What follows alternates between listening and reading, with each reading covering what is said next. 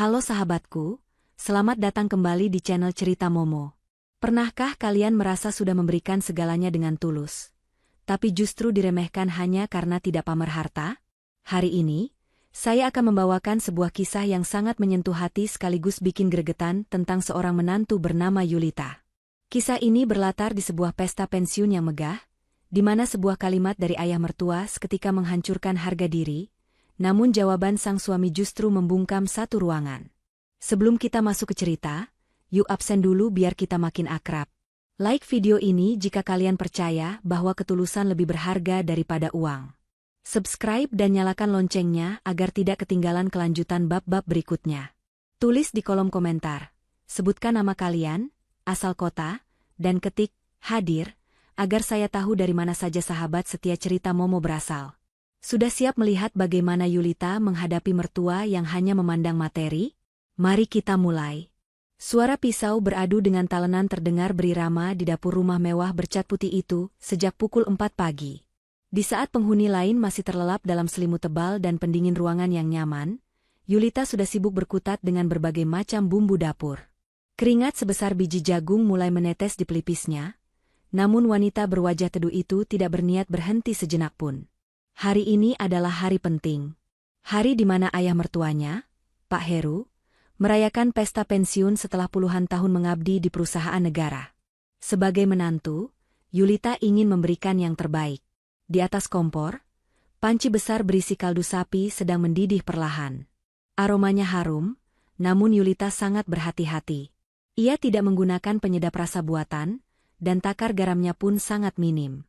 Ia tahu betul, Pak Heru memiliki riwayat hipertensi yang cukup parah, sementara Ibu Anin, ibu mertuanya, memiliki pencernaan yang sensitif. Kalau pesan catering, mereka pasti pakai banyak garam dan santan kental. Kasihan ayah dan ibu nanti, gumam Yulita pelan, seolah meyakinkan dirinya sendiri bahwa rasa lelah ini sepadan demi kesehatan mertuanya. Saat Yulita sedang mencicipi kuah sop, terdengar suara langkah kaki yang tegas, diiringi bunyi sepatu hak tinggi yang menggema di lantai marmer. Yulita menoleh dan mendapati kakak iparnya, Siska, berdiri di ambang pintu dapur sambil memencet hidungnya dengan ekspresi jijik. Ya ampun, Yulita, pagi-pagi rumah sudah bau bawang begini, keluh Siska dengan nada tinggi yang sengaja dibuat-buat. Siska melangkah masuk, namun ia menjaga jarak dari meja dapur agar pakaian tidurnya yang berbahan sutra tidak kotor. Kamu ini niat banget sih cari muka? Hari ini kan pesta besar ayah. Seharusnya kita pesan catering dari hotel bintang 5 biar bergengsi. Kalau masak sendiri begini, apa kata tamu-tamu kehormatan nanti? Dikira ayah nggak mampu sewa koki profesional.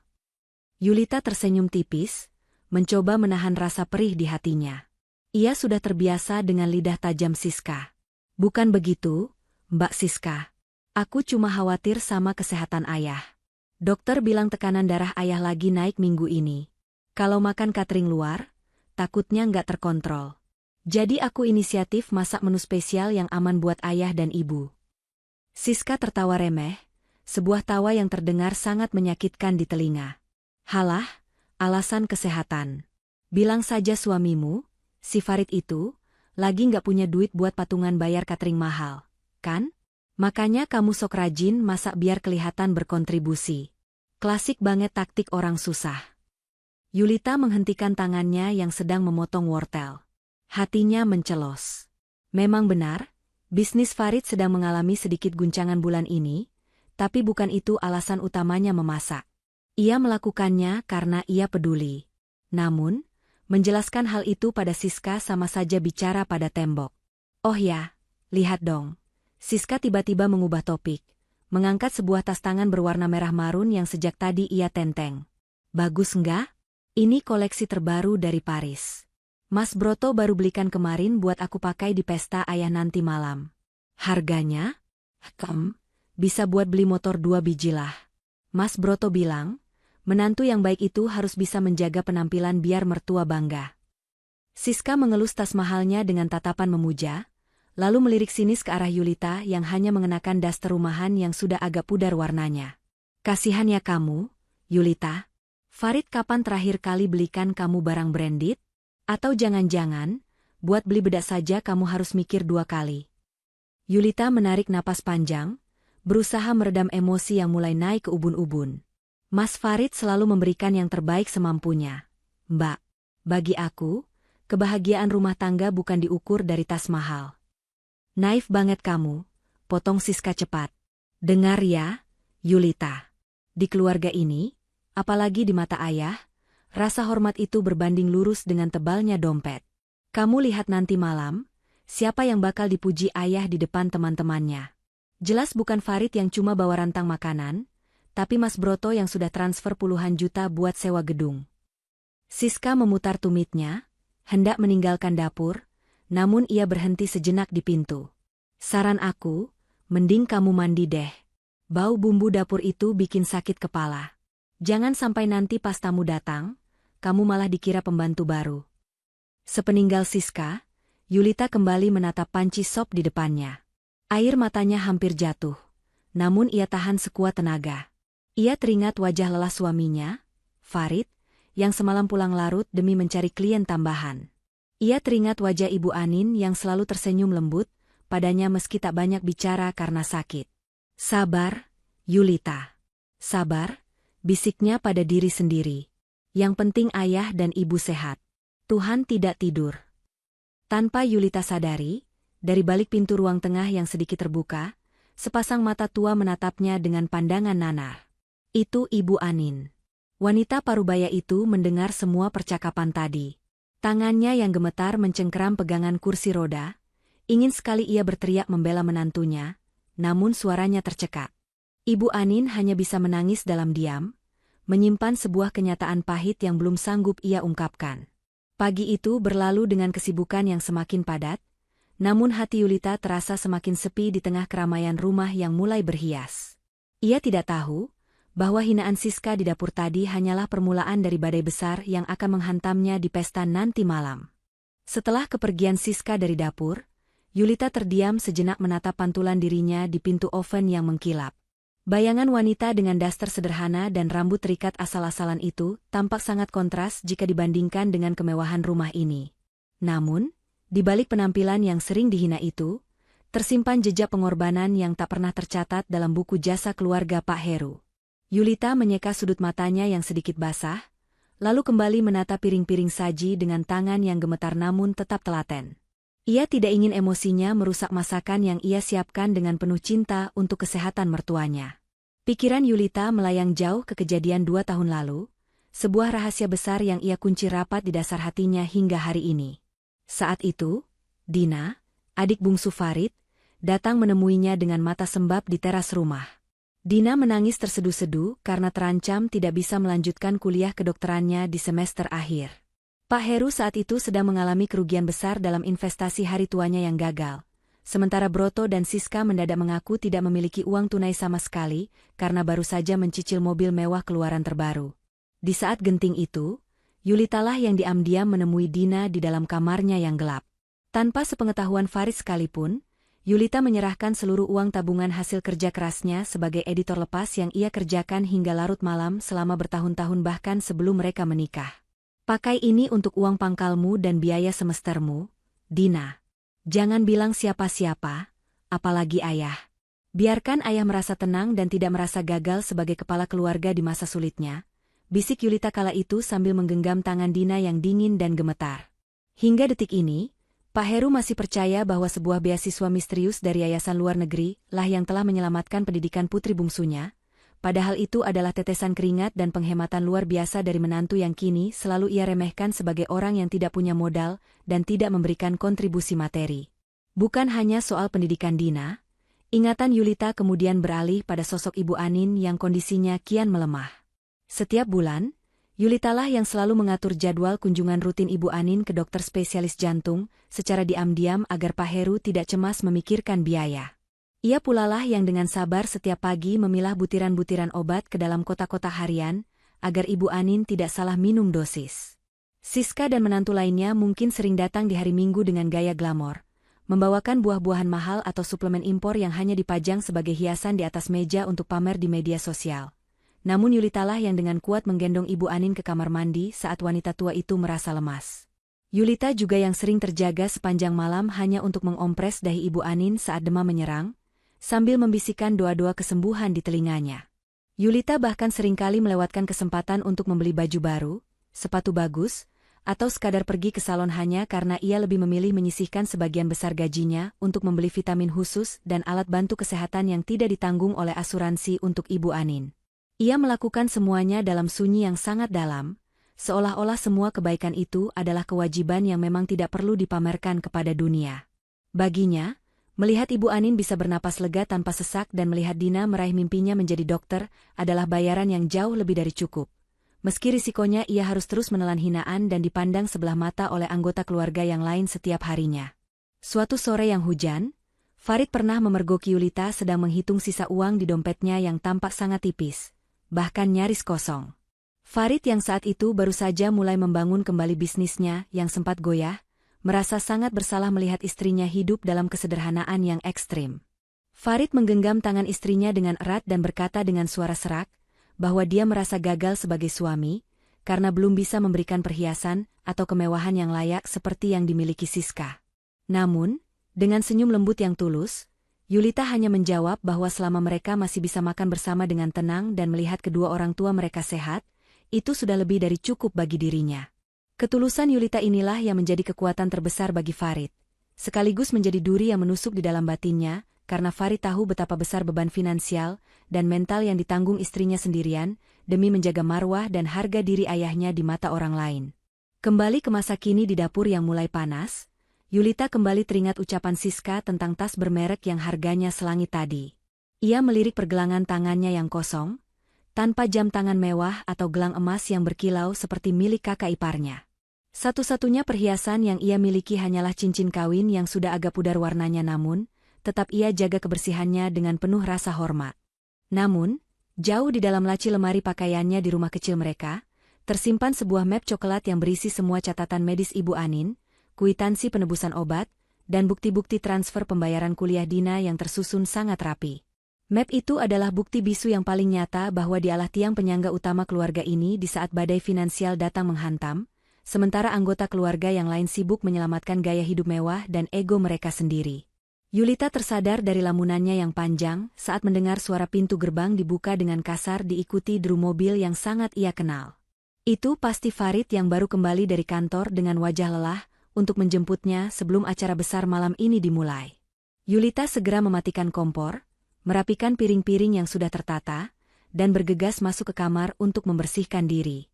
Ia tahu Pak Heru sudah menyiapkan pidato kehormatan yang megah tentang keberhasilan anak-anaknya, dan ia juga sangat yakin bahwa Siska tidak akan berhenti memojokkan serta mempermalukannya di hadapan para tamu undangan yang hadir nanti. Setiap langkah yang diambil Yulita menuju kamar mandi terasa sangat berat namun tetap mantap. Ia bukan sedang bersiap menuju sebuah pesta perayaan pensiun yang penuh tawa, melainkan sedang berjalan menuju sebuah takdir yang akan membuktikan bahwa logika materi yang diagungkan oleh Pak Heru selama ini akan segera terpatahkan oleh kenyataan pahit yang tersimpan rapat. Yulita menarik napas dalam-dalam, menguatkan batinnya untuk menghadapi segala kemungkinan terburuk dan pandangan merendahkan dari keluarga besarnya. Ia tidak butuh pujian atau sanjungan, tapi ia juga tidak pernah menyangka bahwa pengabdiannya yang selama ini tersembunyi dalam diam akan segera menjadi senjata yang sangat kuat bagi suaminya untuk membela harga dirinya di hadapan semua orang. Kesabaran Yulita sudah berada di titik puncaknya, dan malam ini, di bawah lampu kristal aula pesta, segalanya akan berubah selamanya. Farid melangkah masuk ke dalam rumah dengan bahu yang tampak merosot dan wajah yang lebih pucat dari biasanya. Yulita, yang baru saja selesai merapikan diri setelah berjam-jam di dapur, segera menghampiri suaminya dengan tatapan cemas. Ia tidak perlu bertanya untuk tahu bahwa ada sesuatu yang tidak beres. Farid segera menggenggam tangan Yulita, mencoba mencari kekuatan di sana, namun getaran di jemarinya tidak bisa menyembunyikan kegundahan hatinya. Di dalam kamar yang tertutup rapat, Farid akhirnya menunduk dan mengaku bahwa proyek besar yang selama ini ia perjuangkan untuk menstabilkan keuangan mereka baru saja dibatalkan secara sepihak oleh klien. Pembatalan itu bukan hanya berarti kehilangan keuntungan, tetapi juga berarti modal yang sudah mereka keluarkan hangus begitu saja. Farid merasa sangat terpukul, terutama karena ia ingin sekali memberikan hadiah istimewa untuk pesta pensiun ayahnya agar Yulita tidak terus-menerus dipandang rendah oleh anggota keluarga yang lain. Yulita hanya bisa mengusap punggung suaminya dengan lembut, membisikkan kata-kata penenang bahwa rezeki bisa dicari lagi, asalkan mereka tetap bersama. Namun, ketenangan di dalam kamar itu segera pecah ketika suara nyaring Pak Heru memanggil mereka dari ruang tengah. Dengan berat hati, pasangan suami istri itu melangkah keluar menuju ruang keluarga yang sudah dipenuhi oleh Broto dan Siska. Di atas meja jati yang besar, Pak Heru tampak sedang memegang sebuah buku catatan kecil, sementara di depannya bertumpuk beberapa amplop tebal dan bingkisan mewah. Pak Heru menatap Farid dan Yulita dengan tatapan yang sangat dingin, sangat kontras dengan senyuman lebar yang ia berikan kepada Broto beberapa saat sebelumnya. Siska, yang duduk bersandar dengan kaki bersilang, tampak sengaja memainkan kunci mobil mewahnya sambil melirik ke arah kantong plastik berisi buah-buahan segar yang diletakkan Yulita di atas meja. Buah-buahan itu adalah pilihan terbaik yang dibeli Yulita dengan sisa uang belanja terakhirnya. Sengaja dipilih yang paling matang dan organik demi kesehatan jantung mertuanya. "Nah, ini dia anak kedua ayah," ujar Pak Heru dengan nada sarkastik yang kental. Broto baru saja menyerahkan sumbangan tambahan untuk pesta nanti malam. 20 juta rupiah, tunai. Dia bilang itu hanya uang jajan tambahan supaya pesta ayah tidak terlihat murahan di mata teman-teman sejawat ayah.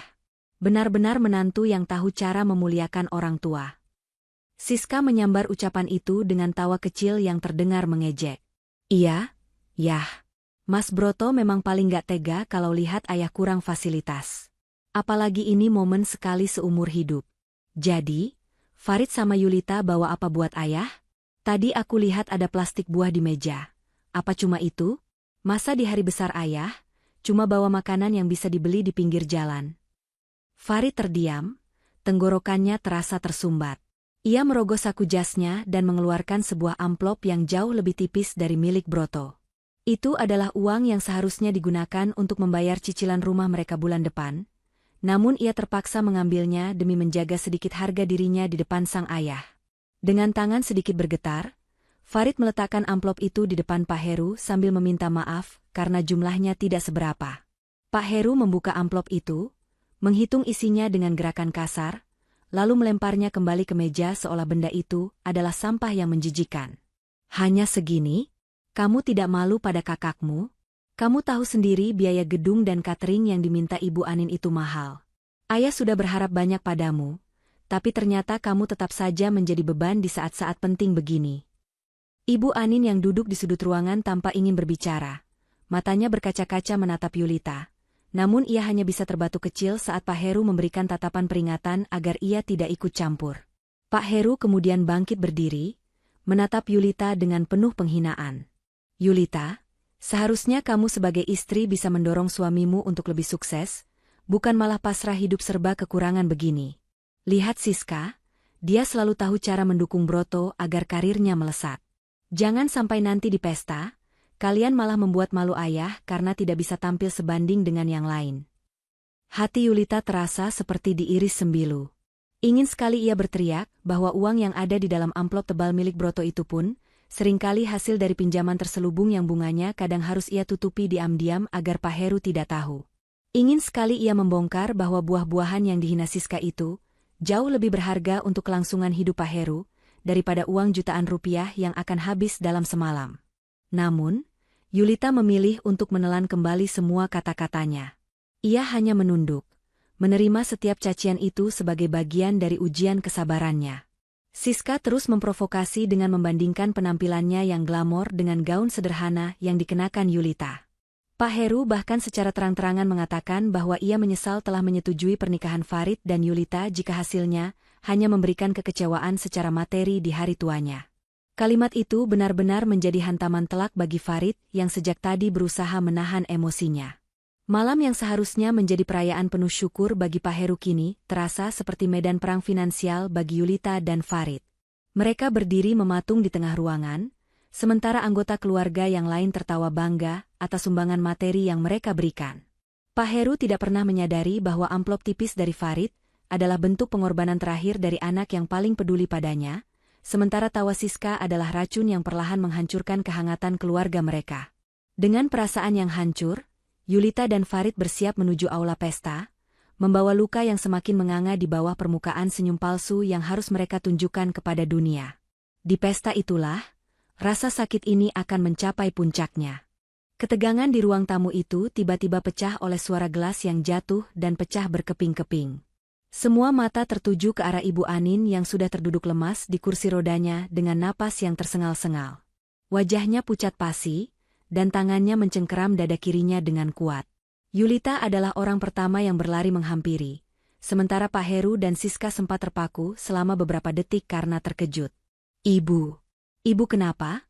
Teriak Yulita panik sambil menyangga tubuh mertuanya agar tidak terjatuh ke lantai. Farid segera menyusul, mencoba memberikan ruang udara bagi ibunya, sementara Pak Heru mulai panik dan berteriak memanggil supir. Di tengah kepanikan itu, Siska justru sibuk menyelamatkan tas merah marunnya agar tidak terkena tumpahan air minum. Aduh, ayah, cepat bawa ke rumah sakit. Jangan sampai acara nanti malam batal gara-gara ini. Undangannya sudah tersebar kemana-mana. Bukannya mengkhawatirkan kondisi sang ibu, Siska malah lebih merisaukan pesta besar yang sudah ia banggakan. Rumah sakit menjadi sangat sunyi ketika malam mulai merayap. Di depan ruang perawatan intensif, Pak Heru tampak berjalan mondar-mandir dengan wajah gusar. Namun, kegusarannya bukan hanya karena kesehatan istrinya, melainkan karena tagihan rumah sakit yang mulai membengkak dan fakta bahwa ia harus meninggalkan rumah sakit untuk mengurus detail akhir pesta pensiunnya. Broto, kamu bisa jaga ibu di sini kan? Tanya Pak Heru pada putra sulungnya yang baru saja datang dengan wajah mengantuk. Broto melirik jam tangannya dengan gelisah. Aduh, ayah, maaf sekali. Malam ini aku ada pertemuan penting dengan kolega bisnis yang juga bakal datang ke pesta ayah nanti malam. Kalau aku nggak datang sekarang, bisa-bisa proyek kita terganggu. Siska juga harus ke salon dan ambil gaun, kan dia yang bakal dampingi ayah menyambut tamu. Siska mengangguk cepat menyetujui ucapan suaminya. Iya, yah. Lagi pula di sini kan sudah ada Yulita. Dia kan pengangguran, waktunya banyak. Biar dia saja yang jaga ibu. Farid juga mendingan bantu ayah di gedung, biar ada laki-laki yang bisa diandalkan di sana. Pak Heru akhirnya menghela napas dan menoleh ke arah Yulita yang sedang duduk di samping ranjang Ibu Anin, membersihkan tangan mertuanya dengan handuk basah. Ya sudah, Yulita. Kamu jaga ibu di sini. Pastikan semuanya beres. Farid, kamu ikut ayah sekarang. Masih banyak urusan administrasi pesta yang belum selesai. Farid sebenarnya ingin menolak karena ia mengkhawatirkan kondisi ibunya. Namun Yulita memberikan isyarat dengan matanya agar Farid menuruti keinginan ayahnya demi menghindari keributan baru. Akhirnya, di ruangan yang berbau antiseptik itu, hanya tersisa Yulita dan Ibu Anin yang masih terpejam lemah dengan selang oksigen di hidungnya. Sepanjang malam, Yulita tidak memejamkan mata sedikit pun. Ia mengganti botol infus, memijat kaki Ibu Anin yang dingin, dan membisikkan doa-doa dengan suara lirih. Sekitar pukul 3 dini hari, Ibu Anin perlahan membuka matanya. Ia menatap Yulita dengan pandangan yang sangat dalam, sebuah tatapan yang penuh dengan rasa syukur sekaligus kesedihan yang mendalam. Ibu Anin mencoba berbicara, namun suaranya sangat lemah. Ia memberi isyarat agar Yulita mendekat. Dengan tangan yang gemetar, Ibu Anin merogoh sesuatu dari bawah bantalnya, sebuah catatan kecil yang tampaknya sudah sering dibaca hingga kertasnya agak lusuh. Ia menyelipkan kertas itu ke telapak tangan Yulita, dan menutupnya rapat-rapat. Baca nanti. Bisik Ibu Anin dengan suara serak. Yulita yang penasaran, akhirnya membuka kertas itu di bawah lampu temaram ruang rumah sakit. Jantungnya berdegup kencang saat membaca tulisan tangan Ibu Anin yang miring dan tidak beraturan. Di sana tertulis, Yulita, Ibu tahu semuanya. Ibu tahu soal uang kuliah Dina. Ibu tahu soal obat-obat jantung yang kamu beli diam-diam pakai uang pribadimu. Ibu juga tahu setiap malam kamu menangis karena dihina Siska dan ayah. Maafkan ibu yang tidak berdaya membelamu. Yulita menutup mulutnya dengan tangan, berusaha menahan isak tangis agar tidak pecah di tengah kesunyian rumah sakit. Ia tidak menyangka bahwa selama ini Ibu Anin memperhatikan setiap gerak-geriknya, setiap pengorbanan yang ia kira terkubur dalam diam. Ibu tidak perlu minta maaf, bisik Yulita sambil menggenggam tangan mertuanya. Yulita ikhlas melakukan semuanya. Yang penting ibu sembuh. Ibu Anin menggeleng pelan, air mata menetes dari sudut matanya yang sudah berkerut. Ayahmu, dia hanya melihat ke atas. Dia lupa siapa yang menjaga kakinya agar tidak jatuh. Jangan biarkan mereka terus menyakitimu, "Nak, kamu terlalu berharga untuk diperlakukan seperti ini." Momen itu menjadi sangat sakral bagi Yulita. Untuk pertama kalinya, ia merasa benar-benar diterima dan diakui, meski hanya oleh sang ibu mertua yang sedang terbaring lemah. Namun, pengakuan itu memberinya kekuatan baru. Ia tahu bahwa ia tidak sedang berjuang sendirian.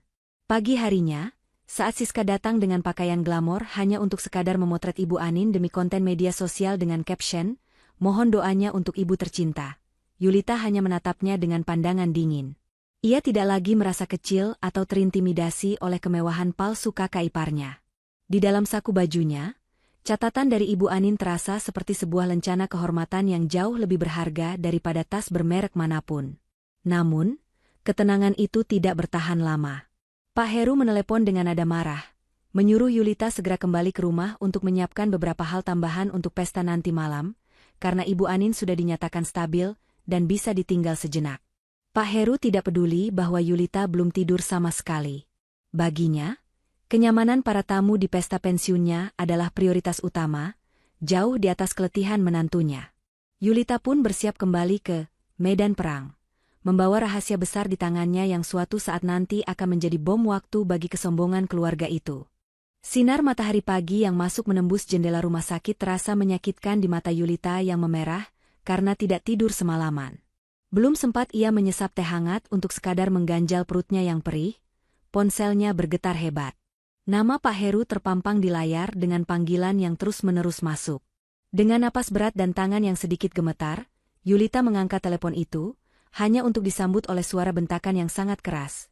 Menuntutnya segera kembali ke rumah untuk mengurus persiapan akhir pesta yang dianggap kurang sempurna. Tidak ada satupun kata tanya mengenai kondisi Ibu Anin yang baru saja melewati masa kritis di ruang perawatan. Pak Heru seolah-olah sengaja menutup telinga dan hatinya terhadap kenyataan bahwa istrinya sedang terbaring lemah dengan bantuan alat medis. Baginya harga diri dan martabat di mata kolega lamanya jauh lebih penting daripada nyawa yang sedang berjuang di ruang pemulihan. Sesampainya di rumah, pemandangan yang menyambut Yulita sungguh sangat kontras dengan suasana sunyi dan penuh keprihatinan di rumah sakit. Ruang tengah sudah dipenuhi oleh beberapa orang dari pihak penyelenggara acara yang sibuk lalu lalang. Pak Heru duduk di tengah-tengah mereka seperti seorang raja yang sedang memimpin rapat besar di atas singgasana, dikelilingi oleh contoh dekorasi bunga lili impor dan katalog undangan berlapis emas yang harganya sangat tidak masuk akal untuk ukuran seorang pensiunan. Tanpa menyapa atau menanyakan apakah menantunya sudah makan, Pak Heru langsung memerintahkan Yulita untuk segera menuju dapur dan mengoordinasikan menu makanan yang akan disajikan secara prasmanan nanti malam. Ia mengabaikan fakta bahwa Yulita tampak sangat pucat, dengan lingkaran hitam di bawah mata yang tidak bisa disembunyikan lagi. Farid yang berada di sudut ruangan, tampak sedang memegang kepalanya dengan ekspresi frustrasi yang sangat dalam. Ia segera menghampiri Yulita saat melihat istrinya nyaris tersandung kaki meja. Mencoba mengambil tas istrinya dan membisikkan permohonan maaf yang tulus, karena tidak bisa mencegah ambisi gila ayahnya yang semakin menjadi-jadi. Farid kemudian memberanikan diri mendekat ke meja rapat, mencoba menyuarakan sedikit logika di tengah kegilaan persiapan pesta itu. Dengan suara rendah, Farid memohon agar ayahnya bersedia menyederhanakan acara, karena tagihan rumah sakit Ibu Anin mulai membengkak dan kondisi bisnisnya sendiri sedang tidak stabil. Namun, tanggapan Pak Heru sungguh di luar dugaan. Ia menggebrak meja jati itu dengan sangat keras hingga vas bunga di atasnya bergoyang, menuduh Farid sebagai anak yang tidak tahu berterima kasih, dan hanya ingin mempermalukannya di depan rekan-rekan direkturnya yang akan hadir. Siska yang baru saja keluar dari kamar dengan mengenakan gaun pesta mewah yang baru ia beli, ikut memanaskan suasana dengan gaya bicaranya yang sombong. Ia menyindir bahwa menantu yang baik seharusnya membawa solusi materi, bukan keluhan yang melemahkan semangat. Siska bahkan dengan sengaja memamerkan daftar belanjaan souvenir kristal yang ia klaim dibiayai sepenuhnya oleh Broto, padahal Yulita tahu persis melalui catatan keuangan yang pernah ia lihat bahwa Broto sedang menunggak cicilan kantornya selama 3 bulan terakhir. Pak Heru semakin terhasut oleh kata-kata manis Siska. Ia mulai membandingkan Farid dengan Broto secara terang-terangan, dan puncaknya, ia kembali menghujamkan kalimat hinaan kepada Yulita. Pak Heru mengatakan bahwa mungkin nasib buruk yang menimpa keuangan keluarga mereka saat ini adalah akibat dari pernikahan Farid dengan wanita yang menurutnya tidak memiliki kasta yang setara dan tidak membawa keberuntungan materi bagi keluarga besar mereka. Mendengar hinaan yang begitu tajam, tangan Yulita meremas kuat catatan kecil dari Ibu Anin yang ada di saku bajunya. Ingin rasanya ia menunjukkan bukti-bukti pengorbanan finansialnya saat itu juga untuk membungkam mulut semua orang. Namun ia kembali menahan diri demi menghormati suaminya. Ia melihat bagaimana Farid tertunduk lesu, terpukul hebat oleh kata-kata kasar ayahnya sendiri yang sangat tidak berperasaan. Sepanjang siang itu, Yulita dipaksa bekerja ekstra keras layaknya seorang pelayan di rumah mertuanya sendiri, tanpa ada waktu untuk beristirahat. Ia harus memastikan setiap detail taplak meja, susunan bunga yang harus simetris, hingga kebersihan peralatan perak tetap sempurna di bawah pengawasan tajam Pak Heru dan sindiran pedas Siska yang selalu mencari-cari kesalahannya. Setiap kali Yulita merasa pandangannya kabur dan ingin pingsan karena keletihan yang luar biasa, ia selalu teringat tatapan penuh syukur dan genggaman tangan Ibu Anin semalam. Hal itu menjadi satu-satunya kekuatan batin yang membuatnya tetap bisa berdiri tegak dan melanjutkan pekerjaannya. Pak Heru benar-benar sudah tenggelam dalam obsesi akan kemegahan semu. Ia bahkan memesan tambahan orkestra kecil secara mendadak untuk menyambut tamu di lobi, tanpa peduli sedikitpun dari mana uangnya akan berasal untuk melunasi semuanya. Ia menuntut Farid untuk segera melunasi kekurangan uang muka gedung sore itu, juga tanpa toleransi. Farid yang sudah tidak memiliki simpanan lagi dan baru saja kehilangan proyek besarnya, hanya bisa terdiam mematung di tengah ruangan. Sementara Pak Heru terus mencaci makinya sebagai anak laki-laki yang tidak berguna dan memalukan keluarga. Pesta pensiun itu kini telah berubah menjadi sebuah monumen kesombongan yang dibangun di atas penderitaan, air mata, dan kelelahan orang lain. Yulita hanya bisa mengamati semua kehancuran karakter mertuanya itu dalam diam yang sangat dalam. Ia tahu bahwa kemewahan yang dipamerkan Pak Heru dan Siska hanyalah sebuah istana pasir yang akan segera runtuh tersapu ombak saat kebenaran tentang siapa yang sebenarnya membiayai kelangsungan hidup keluarga ini terungkap di malam puncak nanti. Ambisi Pak Heru telah membutakan segalanya, dan ia sama sekali tidak sadar bahwa ia baru saja menghina dan mengusir secara mental satu-satunya orang yang selama ini menjaga kehormatannya dengan tulus tanpa pernah mengharap pujian. Di tengah hiruk-pikuk persiapan yang semakin mendekati jam pelaksanaan, Siska melihat sebuah kesempatan untuk menancapkan kuku pengaruhnya lebih dalam. Ia mendapati Pak Heru sedang duduk sendirian di ruang kerja, menatap tumpukan tagihan tambahan dari pihak dekorasi dengan wajah yang merah padam. Siska melangkah masuk dengan gaya yang anggun, berpura-pura membawakan segelas air minum hangat, namun sebenarnya ia sedang membawa racun dalam setiap kata-katanya. Ayah sepertinya lelah sekali. Siska jadi tidak tega melihat ayah harus memikirkan semuanya sendirian, ujar Siska sambil meletakkan gelas itu dengan lembut. Ia kemudian duduk di kursi di hadapan Pak Heru, memasang raut wajah yang penuh keprihatinan palsu. Sebenarnya Siska ragu ingin membicarakan ini, tapi sebagai anak, Siska merasa ayah harus tahu kebenarannya agar ayah tidak terus-menerus kecewa pada Mas Farid. Pak Heru mendongak, matanya yang lelah tampak berkilat penuh rasa ingin tahu. Kebenaran apa maksudmu, Siska? Kamu lihat sendiri kan? Adikmu itu sekarang susah sekali dimintai bantuan. Padahal dulu dia yang paling penurut. Siska menghela napas panjang, sebuah sandiwara yang sangat rapi. Itu dia masalahnya, yah. Sebenarnya Mas Farid itu bukannya tidak punya uang. Proyek yang katanya batal itu? Siska dengar dari teman Mas Broto kalau sebenarnya uangnya sudah cair sebagian besar. Tapi, sepertinya uang itu tidak sampai ke tangan ayah karena ada lubang lain yang harus diisi. Pak Heru mengernyitkan dahi. Lubang apa? Jangan berbelit-belit, Siska. Yulita, yah, bisik Siska dengan nada yang sangat meyakinkan. Beberapa hari lalu, Siska tidak sengaja melihat Yulita sedang menelepon keluarganya di kampung. Dia bicara soal pengiriman uang dalam jumlah besar untuk renovasi rumah orang tuanya dan pembelian sebidang tanah atas nama ibunya. Siska curiga, Yulita sengaja membatasi pemberian Mas Farid ke ayah supaya dia bisa memperkaya keluarganya sendiri di belakang kita semua. Itulah sebabnya mereka selalu akting miskin dan hanya bawa buah-buahan kalau kesini. Wajah Pak Heru seketika berubah menjadi sangat tegang. Urat-urat di lehernya menonjol karena amarah yang mulai membakar. Ia teringat kembali betapa tipisnya amplop yang diberikan Farid sore itu, dan betapa beraninya Farid meminta acara ini disederhanakan dengan alasan biaya rumah sakit. Pak Heru merasa dikhianati oleh anak kandungnya sendiri, karena hasutan seorang menantu yang sejak awal tidak ia sukai. Kurang ajar. Jadi selama ini mereka membohongiku, geram Pak Heru sambil menggebrak meja kerja. Ayah sudah curiga ada yang tidak beres. Bagaimana mungkin bisnis Farid jatuh begitu cepat, kalau bukan karena uangnya dikuras oleh istrinya sendiri.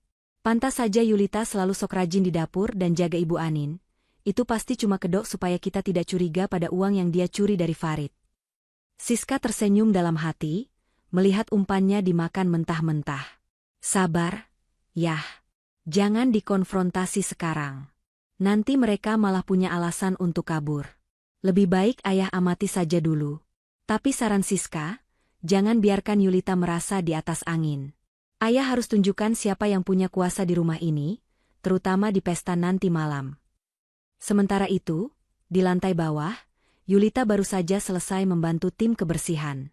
Ia tidak tahu bahwa namanya baru saja dicemarkan dengan fitnah yang sangat keji.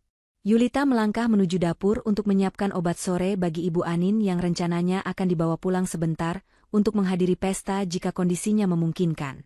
Saat berpapasan dengan Pak Heru di koridor, Yulita mencoba tersenyum dan menawarkan bantuan. Ayah, obat hipertensi ayah sudah Yulita siapkan di meja makan. Jangan lupa diminum ya, supaya nanti malam ayah tetap fit, ujar Yulita lembut. Namun, alih-alih jawaban terima kasih, Pak Heru justru menepis tangan Yulita dengan kasar saat Yulita mencoba merapikan kerah baju mertuanya. Tidak usah sok peduli. Urus saja dirimu sendiri, dan jangan pikir aku tidak tahu apa yang kamu lakukan di belakangku. Simpan saja kemunafikanmu itu untuk orang lain, Yulita. Jangan harap kamu bisa membodohiku lagi dengan wajah polosmu itu. Pak Heru berlalu dengan langkah kaki yang menghentak, meninggalkan Yulita yang mematung dengan perasaan hancur yang tak terlukiskan. Air mata Yulita nyaris jatuh. Namun ia segera menghapusnya saat melihat Farid datang menghampiri. Yulita tidak ingin menambah beban pikiran suaminya yang sudah tampak sangat tertekan. Di sudut lain, Siska memperhatikan kejadian itu dengan tatapan puas. Baginya, menghancurkan posisi Yulita adalah cara terbaik agar ia dan Broto tetap menjadi pusat perhatian dan kesayangan Pak Heru. Ia tidak peduli jika fitnahnya akan menghancurkan hubungan ayah dan anak, atau bahkan membahayakan kesehatan Pak Heru yang sedang tidak stabil. Hasutan Siska telah berhasil membuat Pak Heru memandang setiap kebaikan Yulita sebagai sebuah tipu daya. Pak Heru kini telah membulatkan tekad untuk memberikan pelajaran yang tak terlupakan bagi Farid dan Yulita di hadapan semua tamu undangan nanti malam, sebuah rencana yang akan menjadi puncak dari segala penghinaan yang selama ini diterima Yulita. Pesta yang seharusnya menjadi ajang syukur kini telah berubah menjadi panggung eksekusi harga diri di tangan Pak Heru yang sudah dibutakan oleh kebencian. Malam yang dinantikan Pak Heru akhirnya tiba. Aula besar salah satu hotel berbintang di pusat kota itu tampak berkilau di bawah siraman cahaya lampu kristal yang mewah. Karangan bunga ucapan selamat berderet rapi di sepanjang selasar, menampilkan nama-nama besar kolega Pak Heru dari perusahaan tempatnya mengabdi. Di tengah ruangan, sebuah panggung kecil didekorasi dengan nuansa emas dan putih, melambangkan kejayaan masa kerja sang tuan rumah. Pak Heru berdiri dengan setelan jas mahal, wajahnya berseri-seri penuh kebanggaan saat menyalami para tamu undangan yang sebagian besar adalah pejabat dan pengusaha. Yulita datang mendampingi Farid dengan penampilan yang sangat sederhana namun tetap bersahaja. Ia mengenakan kebaya lama berwarna krem yang masih tampak rapi, tanpa perhiasan mencolok di leher atau tangannya. Di sisinya, Farid mengenakan jas yang sama dengan yang ia pakai bertahun-tahun lalu, mencoba tetap tegak meski hatinya terasa remuk oleh rentetan kejadian beberapa hari terakhir. Mereka berdiri agak jauh dari barisan utama keluarga, seolah-olah menjadi bayangan di tengah terangnya pesta itu. Di sisi lain, Siska tampil bak primadona malam itu. Ia mengenakan gaun malam berwarna merah menyala dengan kalung berlian yang berkilauan di lehernya. Ia dan Broto terus menempel pada Pak Heru, membantu memperkenalkan sang ayah kepada tamu-tamu VIP dengan gaya yang seolah-olah merekalah penyelenggara tunggal acara tersebut. Siska sesekali melirik ke arah Yulita dengan senyum kemenangan, seolah ingin menegaskan bahwa kasta mereka jauh berbeda. Saat Pak Heru melihat Farid dan Yulita mendekat untuk memberikan salam kepada salah satu mantan direktur, Pak Heru justru segera memutar tubuhnya.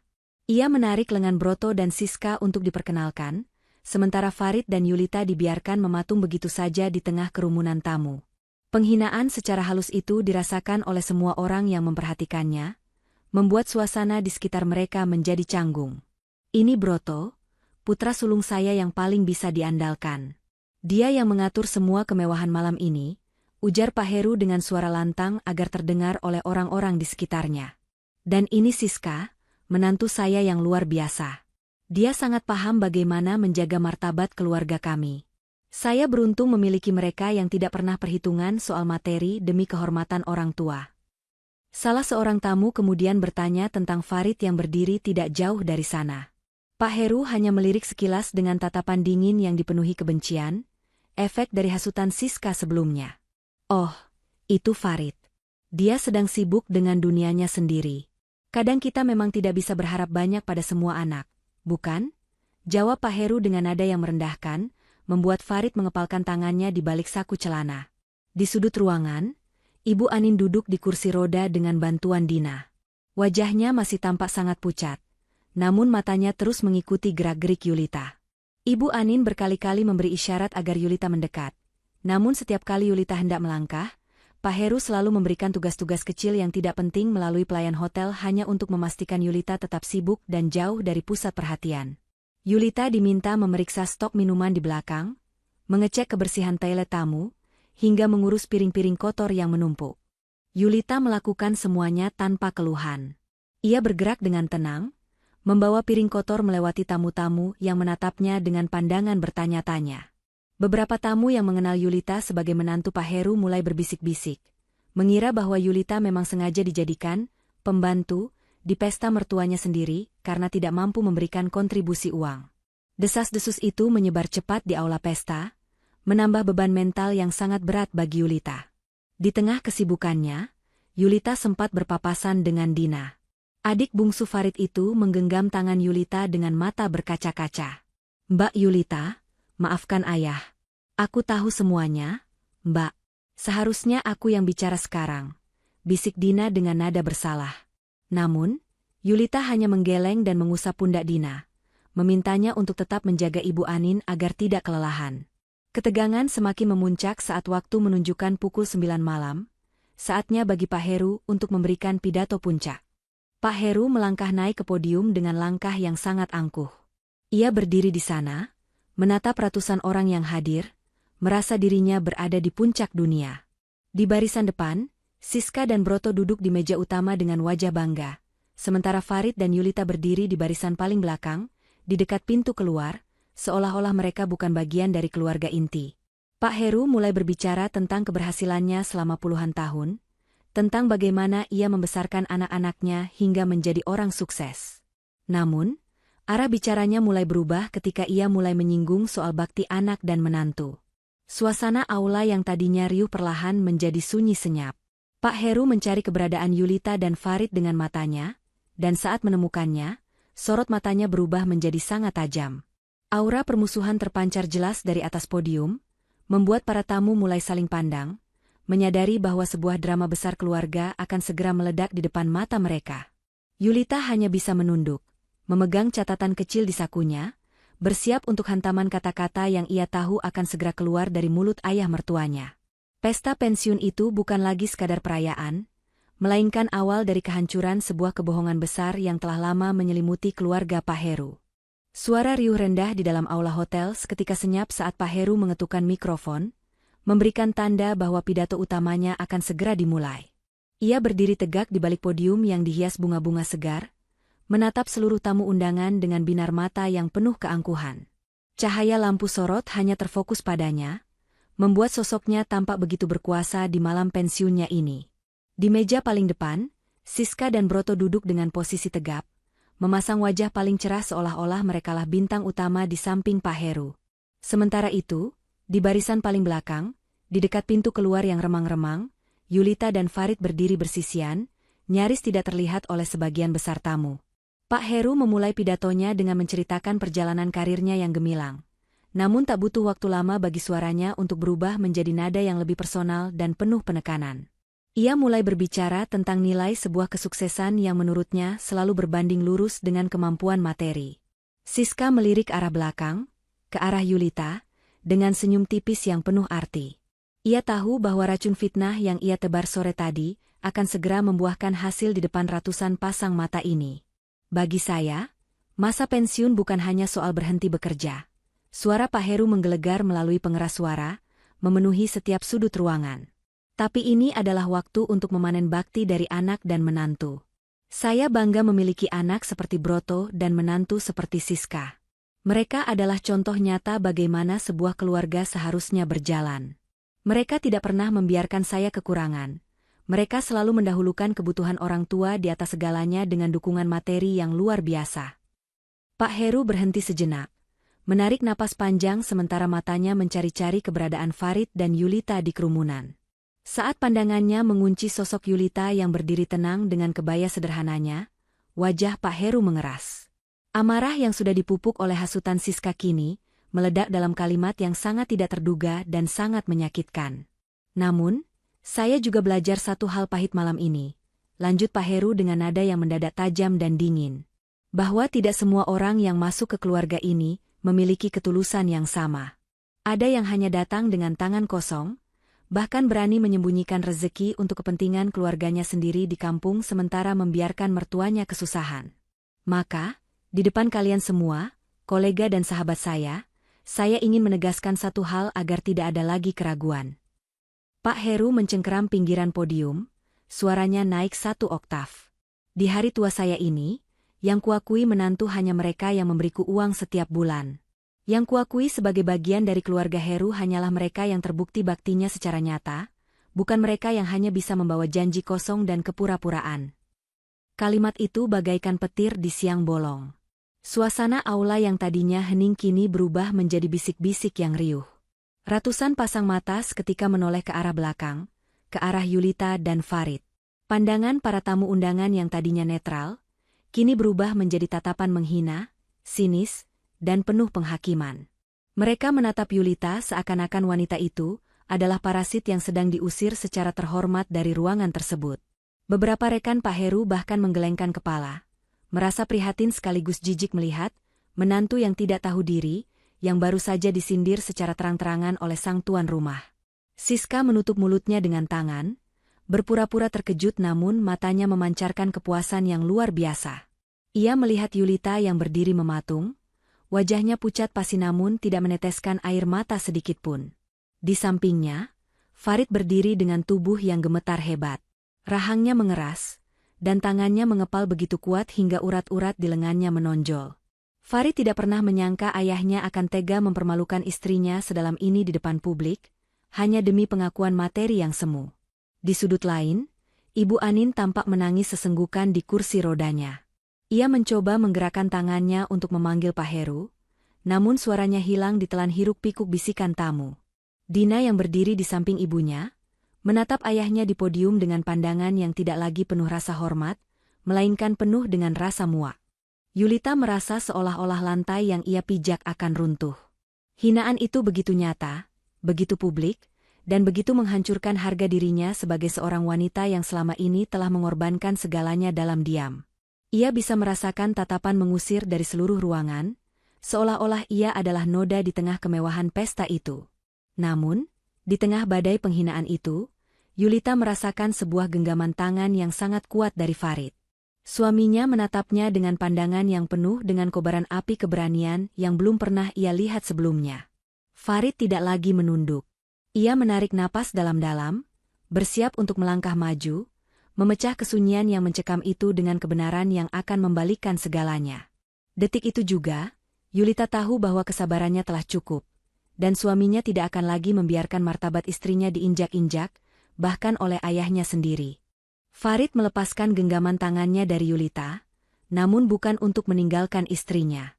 Dengan langkah yang mantap dan rahang yang mengeras, ia berjalan membelah kerumunan tamu yang masih berbisik-bisik mencemooh. Setiap langkah Farid terasa begitu berat namun penuh penekanan, hingga akhirnya ia sampai di depan panggung. Tanpa meminta izin, Farid naik atas podium, berdiri tepat di samping ayahnya yang masih menatapnya dengan pandangan merendahkan. Pak Heru terkejut melihat keberanian putranya, namun ia justru tersenyum sinis, mengira Farid akan bersimpuh memohon maaf di depan semua orang. Namun, Farid justru meraih mikrofon cadangan dan memberi isyarat kepada operator di pojok ruangan untuk mematikan musik latar. Seketika, aula megah itu menjadi sunyi senyap, menyisakan suara napas ratusan orang yang menunggu drama selanjutnya.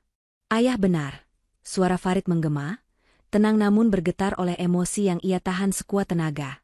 Uang adalah bukti bakti bagi ayah.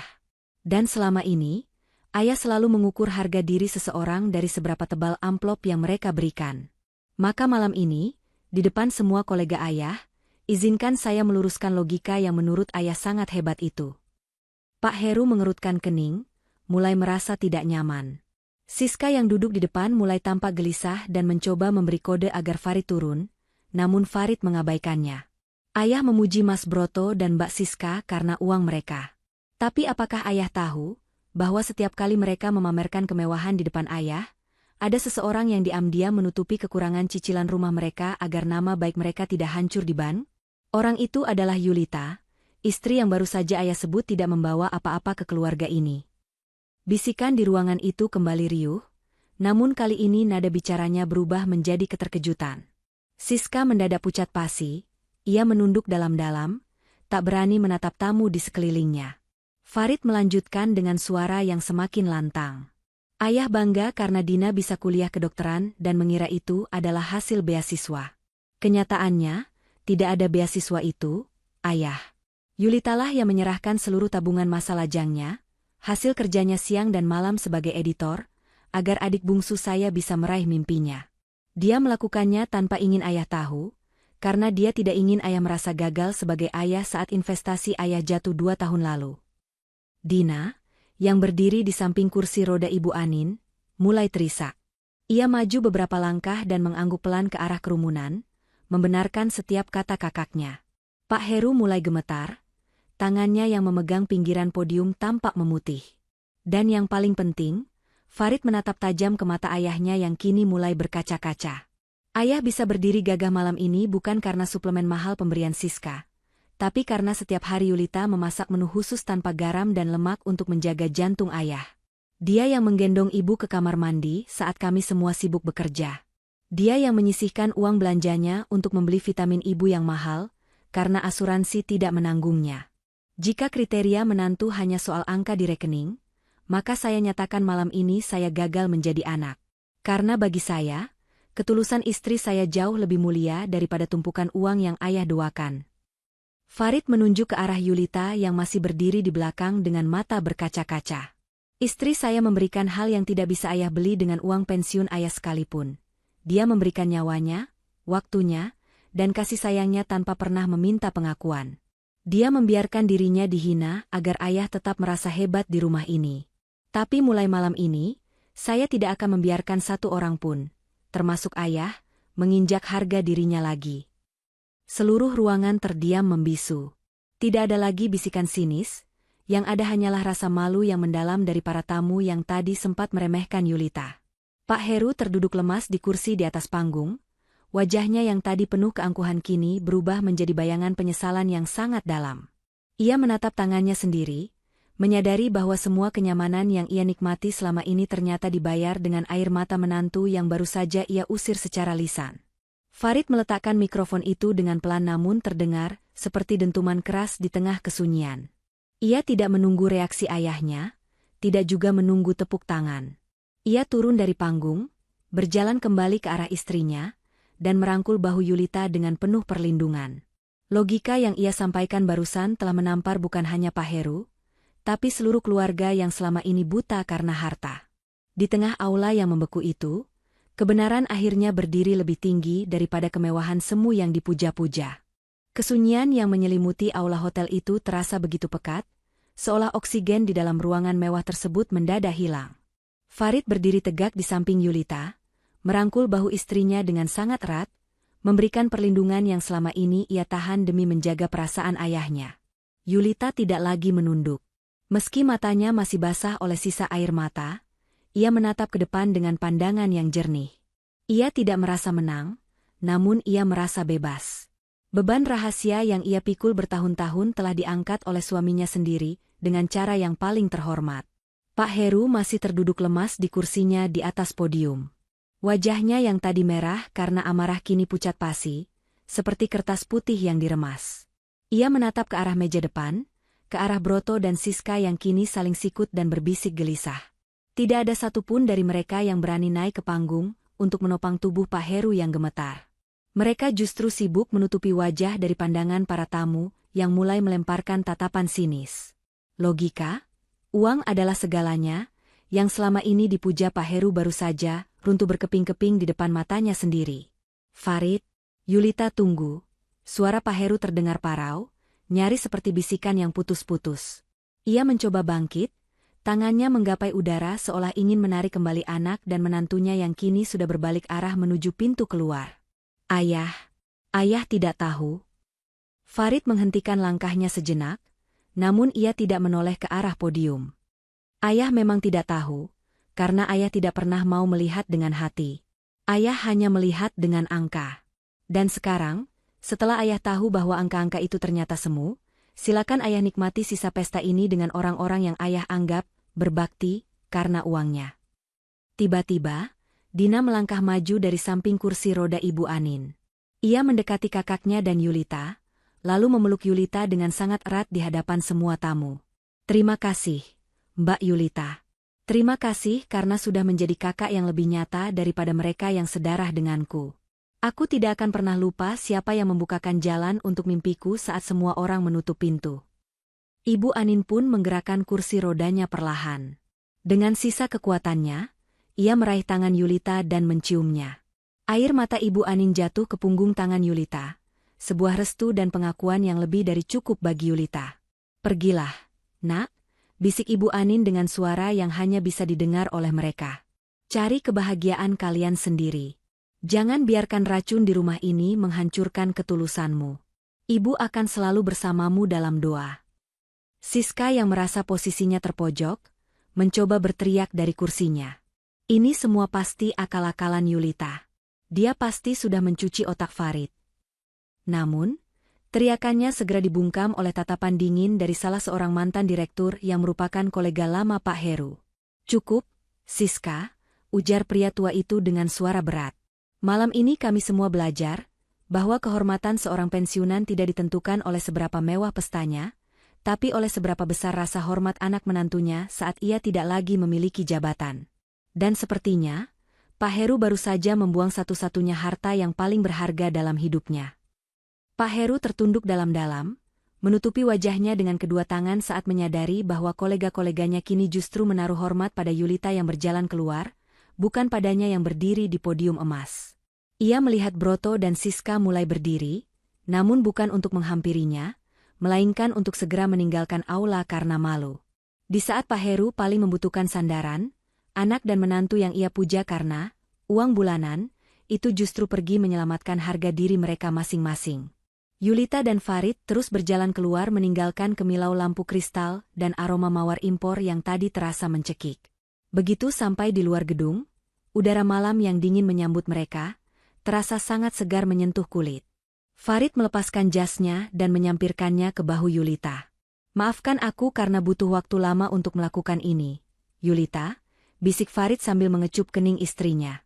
Yulita tersenyum, senyuman yang paling tulus yang pernah Farid lihat. Tidak apa-apa, Mas. Ketulusan tidak pernah butuh panggung. Tapi kebenaran memang butuh waktu untuk bicara. Sekarang, ayo kita pulang ke rumah kita yang sederhana. Tempat di mana kita tidak perlu membayar untuk diakui sebagai manusia.